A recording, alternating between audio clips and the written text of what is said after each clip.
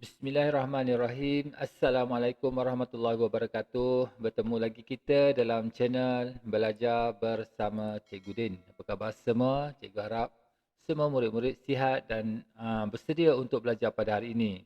Hari ini kita akan belajar Bahasa Melayu tahun 5, kemahiran membaca. Standard pembelajarannya ialah 2.1.1 membaca dan memahami maklumat tersurat dan tersirat untuk memberikan respons. Apa objektif yang kita nak capai? Okey, objektif yang kita nak capai pada akhir PDP, murid dapat membaca dan memahami maklumat tersurat dan tersirat untuk memberikan respons. Okey, semua murid boleh mengeluarkan buku teks masing-masing. Buka muka surat 3. Okey, pada muka surat 3 ni ada disediakan satu teks yang bertajuk Bank Rezeki Bergerak. Kita akan baca. Cikgu akan tolong bacakan dan sebaik-baiknya murid-murid sama-sama ikut cikgu baca. Boleh? Baik. Bersedia untuk kita baca? Bank Rezeki Bergerak. Rakan Taman Seri Damai telah melancarkan program Bank Rezeki Bergerak di pekarangan Dewan Utama Taman Seri Damai. Program Bank Rezeki Bergerak bertujuan untuk mengurangkan pembaziran bahan makanan dalam kalangan penduduk, pengusaha kedai runcit dan pasar raya. Di samping itu, program ini dapat meringankan bebanan golongan miskin, orang kurang upaya, penghuni rumah anak yatim dan penghuni rumah orang tua. Program Bank Rezeki Bergerak mendapat sokongan seluruh penduduk Taman Seri Damai. Mereka turut memberikan sumbangan tenaga. Mereka juga aktif mengumpulkan dan mengkategorikan barangan keperluan harian untuk disalurkan kepada Bank Rezeki Bergerak. Makanan yang boleh disumbangkan ke dalam Bank Rezeki Bergerak ialah makanan kering dan makanan basah. Makanan itu termasuklah beras, biskut, telur, buah-buahan dan sayur-sayuran. Inisiatif murni ini juga mendapat kerjasama daripada agensi kerajaan iaitu Jabatan Kebajikan Masyarakat. Agensi swasta turut menyumbang. Program ini dapat dilaksanakan dengan jayanya kerana kesepakatan yang kukuh oleh semua pihak. Baik. Begitulah tadi bacaan teks Bank Rezeki Bergerak. Murid-murid semua faham apa yang kita baca sama-sama tadi? Okey. Kalau tak faham, mari kita sama-sama bincangkan. Semua tengok pada perenggan yang pertama. Okey, apa yang diceritakan pada perenggan pertama iaitu rakan Taman Seri Damai telah membuat satu pelancaran program Bank Rezeki Bergerak di pekarangan Dewan Utama taman tersebut, ya. Okey, itu yang ada pada perenggan pertama. Pada perenggan kedua, menyatakan tujuan program Bank Rezeki Bergerak ni. Apa tujuannya? Iaitu untuk mengurangkan pembaziran bahan makanan dalam kalangan penduduk, pengusaha kedai runcit dan pasar raya. Program ini juga dapat meringankan beban golongan miskin, orang kurang upaya, penghuni rumah anak yatim dan juga penghuni rumah orang tua. Okey, di perenggan yang ketiga, seluruh penduduk Taman Seri Damai menyokong program ni.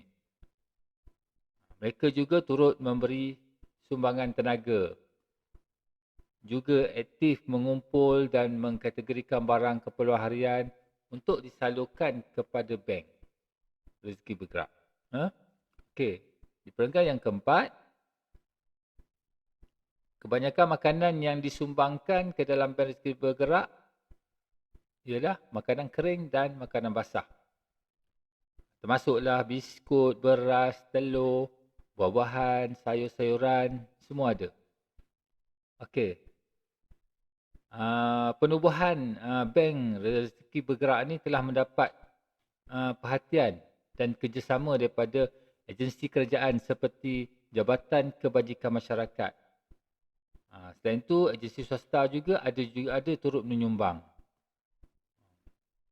Senang kata, program ni dapat dilaksanakan dengan jaya disebabkan semua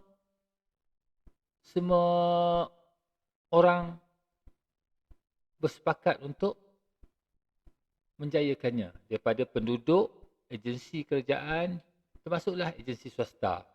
Okey. Baik, semua faham apa yang hendak dinyatakan dalam petikan di atas tersebut? Baik, cikgu harap semua faham. Dan kita teruskan kepada latihan kita. Baik. Dalam petikan terdapat perkataan ataupun ayat yang berwarna merah. Okey, ayat yang berwarna merah itu merupakan maklumat tersurat. Iaitu maklumat yang memang kita boleh nampak apa yang hendak dinyatakan. Ada dua maklumat tersurat dalam muka surat tersebut. Iaitu yang pertama, program ini dapat meringankan bebanan golongan miskin, orang kurang upaya, penghuni rumah anak yatim dan penghuni rumah orang tua.